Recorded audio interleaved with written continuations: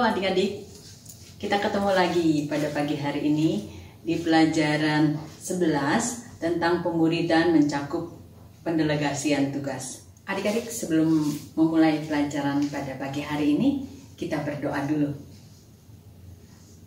Bapa kami di surga, Bapa yang baik, yang mengasihi kami bersyukur kepada Tuhan pada pagi hari ini. Tuhan berikan kepada kami kesehatan, Tuhan berikan kepada kami kekuatan tubuh untuk melakukan dan menjalani hidup ini. Kami berterima kasih kami boleh ketemu dengan adik-adik melalui online pada pagi hari ini untuk belajar satu pelajaran yang luar biasa, teladan daripada murid Paulus yaitu Tikhikus. Tuhan Yesus, kami mau mendengarkan, kami mau melihat bagaimana Tikhikus melakukan segala sesuatunya dengan setia. Dan terima kasih juga karena kebaikan Tuhan, di mana kami boleh setia kepada Tuhan, kami boleh terus diberikan kekuatan, kami boleh terus diberikan sukacita yang daripada Tuhan. Terima kasih Bapa, terima kasih Tuhan Yesus. Di dalam nama Tuhan Yesus Kristus kami sudah berdoa. Amin.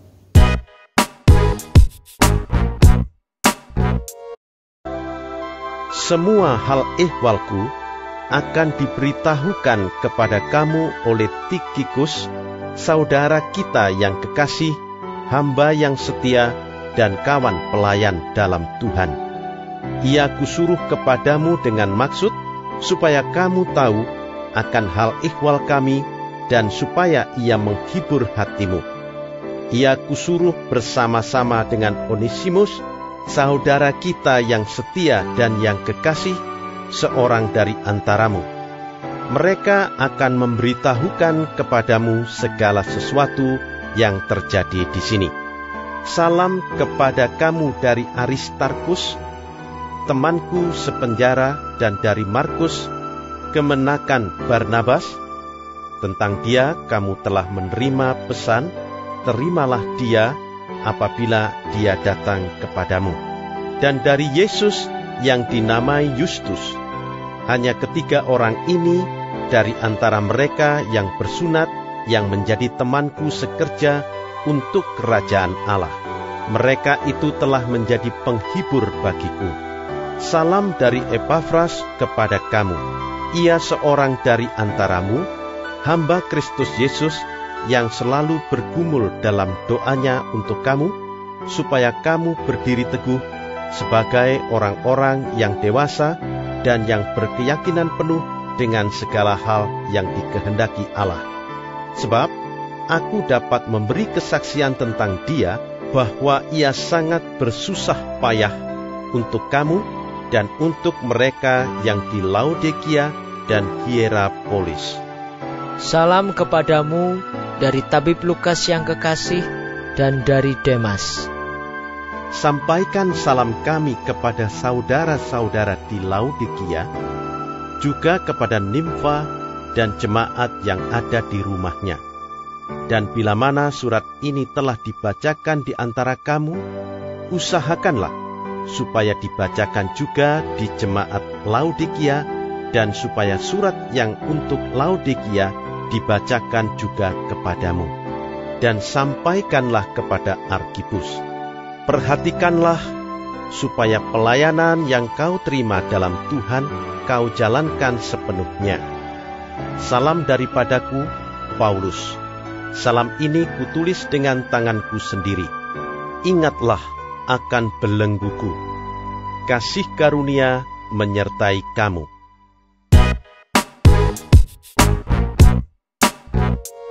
Mau tanya, gimana kabarnya semua?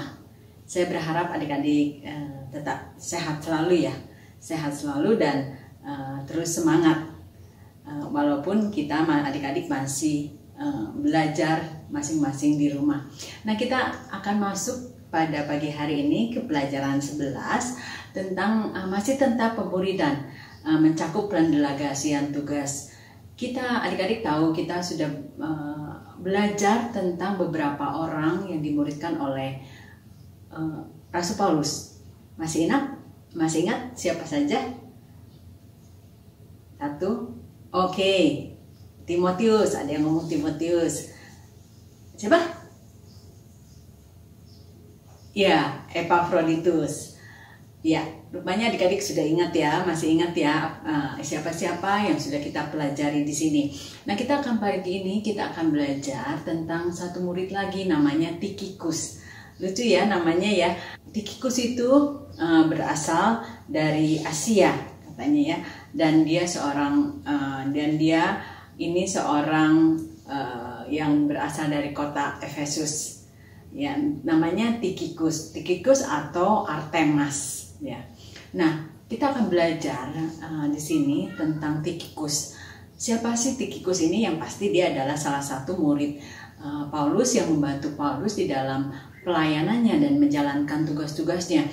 Kita tahu ada seperti Timotius, seperti Titus, seperti Epafroditus, seperti Aristarchus, seperti Gaius, Trophimus, dan lain sebagainya.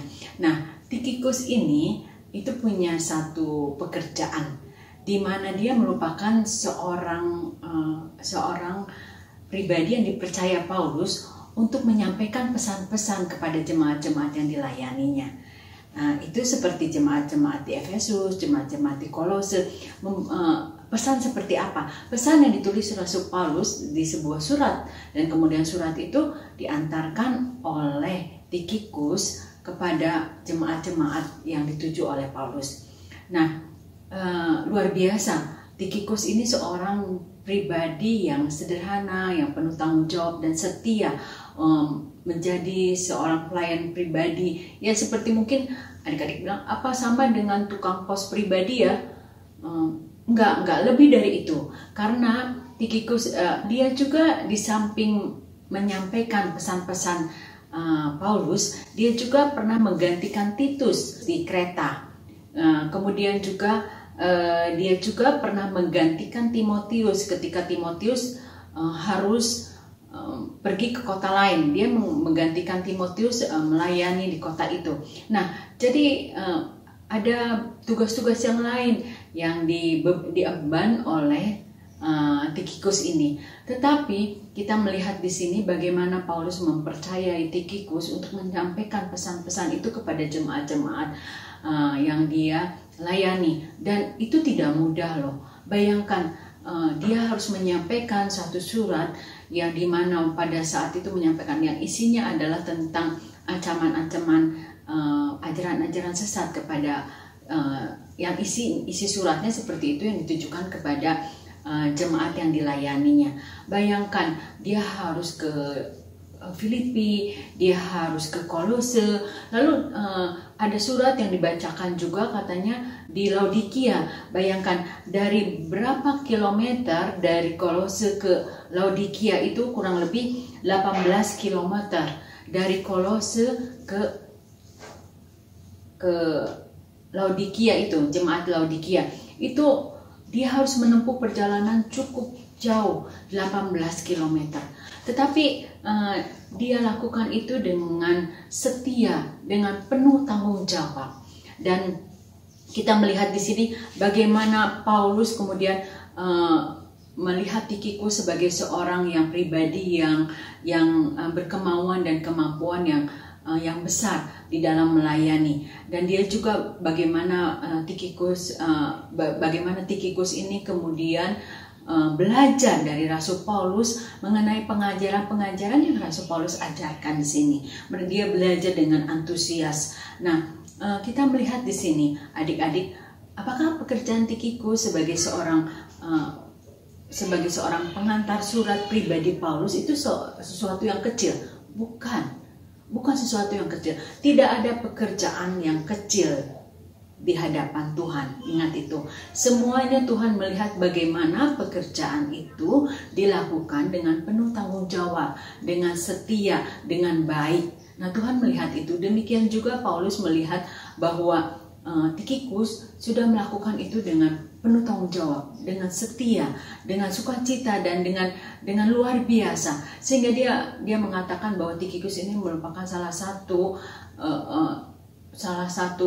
teman dan salah satu yang bisa diandalkan di dalam pelayanannya. Di samping juga kita belajar Epafroditus, kita belajar juga waktu itu Timotius.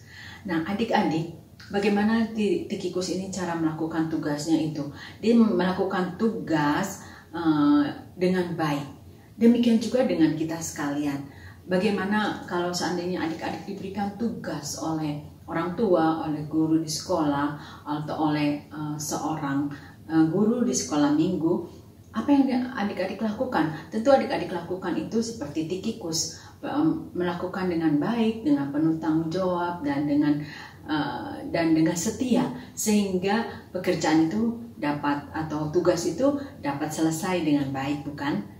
Nah, itulah penerapan yang dapat kita lakukan dari pelajaran pada pagi hari ini. Kita mengingat bahwa Tikikus seorang yang luar biasa di dalam pelayanannya.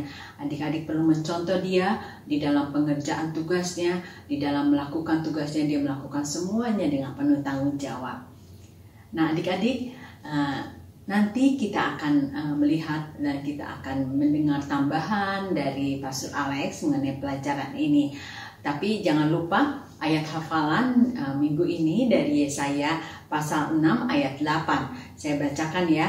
Siapakah yang akan kuutus dan siapakah yang mau pergi untuk aku? Maka sahutku, ini aku, utuslah aku.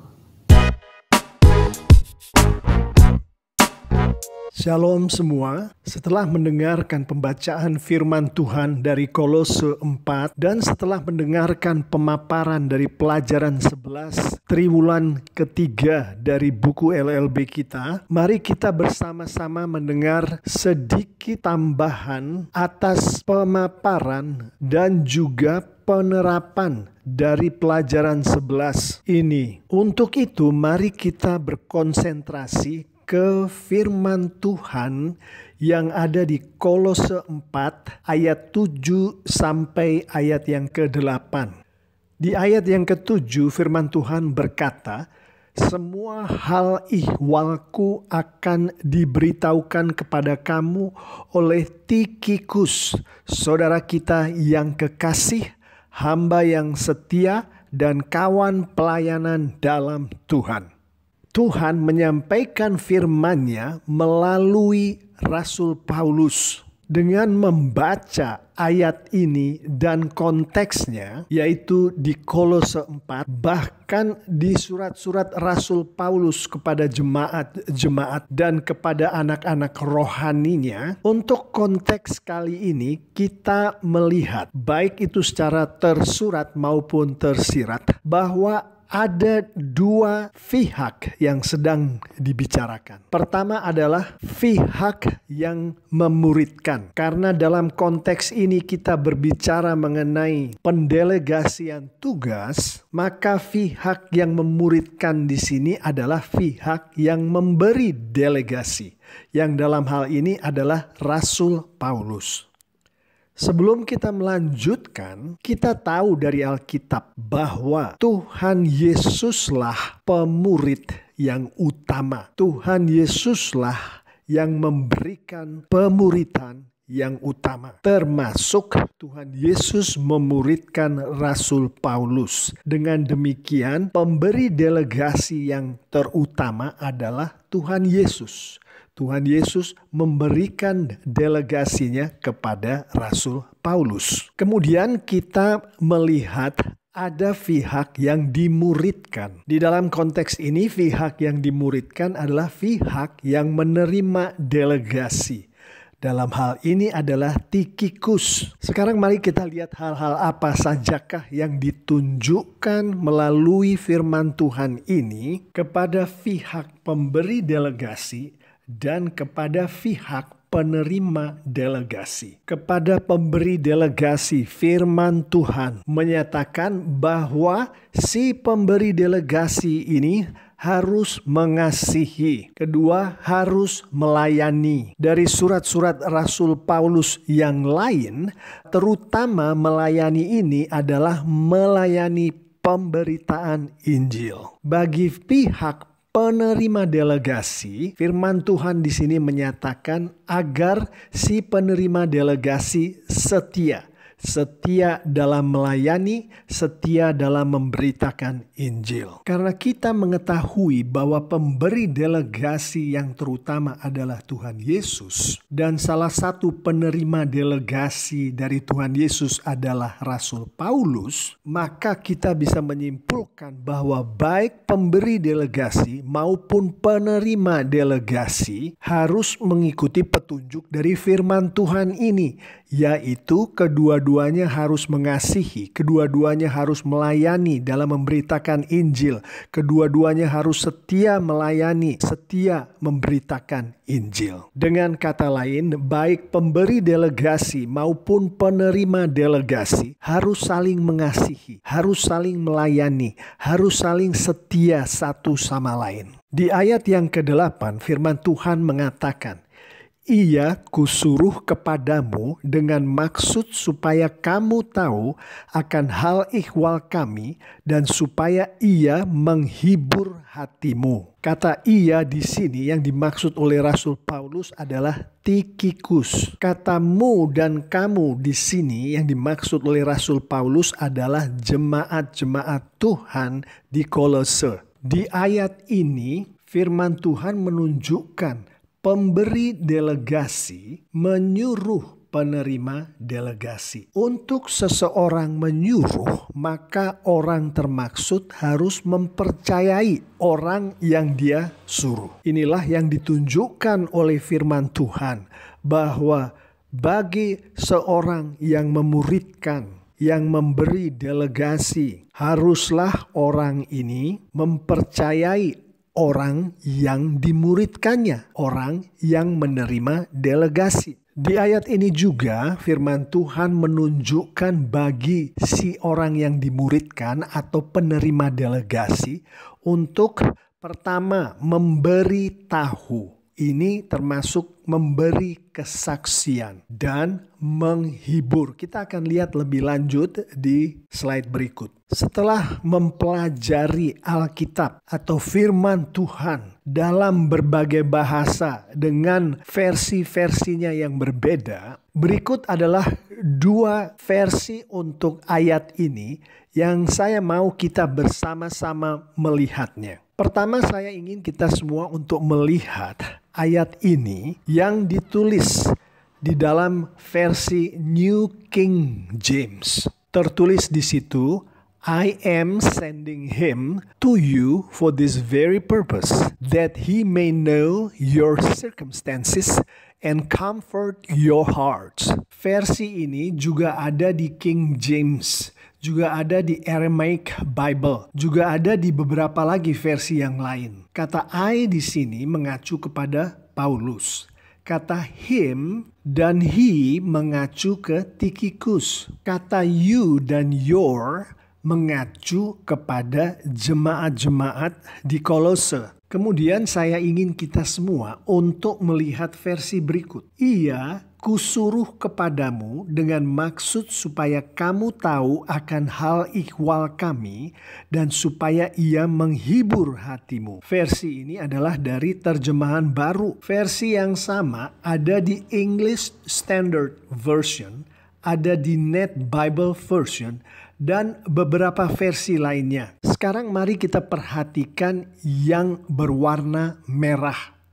Di versi yang pertama adalah he may know your circumstances. Yang kalau diterjemahkan di dalam bahasa Indonesianya adalah dia supaya tahu mengenai keadaan kamu. Yang dimaksud di sini adalah Tikikus supaya tahu keadaan jemaat-jemaat di Kolose. Warna merah di versi yang kedua adalah kamu tahu akan hal ihwal kami. Kata kamu di sini mengacu kepada jemaat-jemaat di Kolose. Kata kami mengacu kepada Rasul Paulus dan orang-orangnya Rasul Paulus yang berada di mana Rasul Paulus berada pada saat itu. Pada saat Rasul Paulus berbicara mengenai he atau Tikikus, Rasul Paulus sedang berada di penjara di Kaisarea. Dan tujuan Paulus di dalam mengirim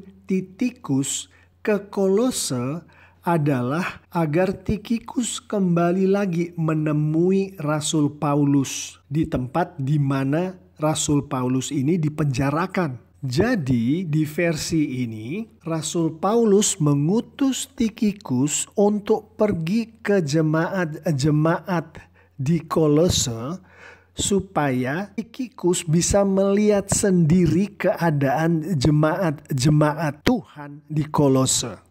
Termasuk apakah jemaat-jemaat itu tetap setia melakukan Injil, melakukan firman Tuhan, melakukan upacara-upacara gereja seperti pembaptisan, perjamuan kudus, termasuk bagaimana sikap jemaat-jemaat itu di dalam menghadapi guru-guru palsu atau nabi-nabi palsu pada saat mereka mengalami persekusi. Yang kemudian setelah Tikikus mengetahui keadaan jemaat-jemaat di Kolose itu, lalu Titikus kembali lagi ke Rasul Paulus untuk menceritakan keadaan jemaat-jemaat itu kepada Rasul Paulus. Sehingga Rasul Paulus menerima penghiburan. Inilah yang disampaikan di versi yang pertama ini, yang di dalam bahasa Inggris ini. Di versi yang kedua, Rasul Paulus mengutus Tikikus untuk pergi ke Kolose mengunjungi jemaat-jemaat Tuhan di situ dengan tujuan supaya Tikikus memberitahukan keadaan Paulus, termasuk kesehatan Paulus, termasuk perlakuan yang diterima oleh Paulus pada saat dia berada di dalam penjara, termasuk pelayanan-pelayanan Paulus selama Paulus berada di dalam penjara. Semua itu untuk disampaikan kepada jemaat-jemaat di Kolose. Sehingga jemaat-jemaat di Kolose mengetahui keadaan Paulus dari Tikikus boleh mendapat penghiburan. Karena mereka tahu dari Tikikus yang melihat sendiri apa yang terjadi. Bagaimana Rasul Paulus dalam keadaan baik secara fisik maupun secara rohani. Paulus tetap melakukan pelayanannya untuk Tuhan, yaitu menyampaikan Injil kepada sebanyak mungkin orang. Dengan begitu jemaat-jemaat di Kolose akan memperoleh penghiburan. Di sini kita tidak bermaksud mencari tahu versi mana yang aslinya, karena ada banyak perdebatan mengenai hal ini. Yang penting untuk kita adalah apa yang dikatakan oleh firman Tuhan mengenai bagaimana seorang membawakan dirinya sebagai seorang yang memuridkan, sebagai seorang yang memberi delegasi, sebagai orang yang dimuridkan, sebagai orang yang menerima delegasi. Yang bisa kita simpulkan sebagai berikut, karena Tuhan Yesus adalah pemurid utama, pemberi delegasi utama, maka kita tahu bahwa sebagai pemberi delegasi dan penerima delegasi, satu sama lain harus saling mengasihi, saling melayani, saling setia seperti yang disampaikan di ayat yang ke-7 tadi, dan juga saling mempercayai, saling memberikan kesaksian, dan saling menghibur. Sedikit menambah di bagian penerapan, dari kedua ayat tadi kita melihat bahwa firman Tuhan menginginkan kita untuk saling mengasihi. Sebagai seorang yang memuridkan dan dimuridkan, sebagai seseorang yang memberikan delegasi dan menerima delegasi, untuk saling mengasihi, melayani, setia, menyuruh atau mempercayai, memberi kesaksian, menghibur. Dan semua ini hanya bisa kita lakukan sebagai anak-anak Tuhan dengan cara meminta urapan dari Roh Kudus, mengerti akan firman Tuhan. Di dalam hal ini adalah termasuk membaca firman Tuhan dengan konsisten, dan mengerti firman Tuhan itu, dan kemudian taat melakukan firman Tuhan. Melalui itu Roh Kudus akan memampukan kita semua untuk melakukan apa yang dimaui oleh firman Tuhan. Di dalam kita memuridkan, di dalam kita memberikan delegasi, di dalam kita dimuridkan, di dalam kita menerima delegasi. Mari kita lakukan itu. Minta urapan Roh Kudus, mengerti akan firman Tuhan, taat melakukan firman Tuhan. Amin. Adik-adik, kita akan berdoa dan menutup pelajaran pada pagi hari ini. Terima kasih Tuhan Yesus atas pelajaran pada pagi hari ini. Terima kasih untuk pertolongan Tuhan sepanjang kehidupan kami. Terima kasih kalau kami boleh belajar banyak teman-teman Paulus di dalam pelajaran sekolah minggu triwulan ini. Kami bersyukur karena di dalam setiap pelajaran kami bisa mendengarkan dan kami bisa melihat bagaimana Tuhan memakai teman-teman dan murid-murid Paulus dengan luar biasa. Terima kasih Tuhan, terima kasih untuk semua hal yang sudah Tuhan lakukan bagi kami. Terima kasih Bapa, di dalam nama Yesus Kristus kami berdoa. Amin.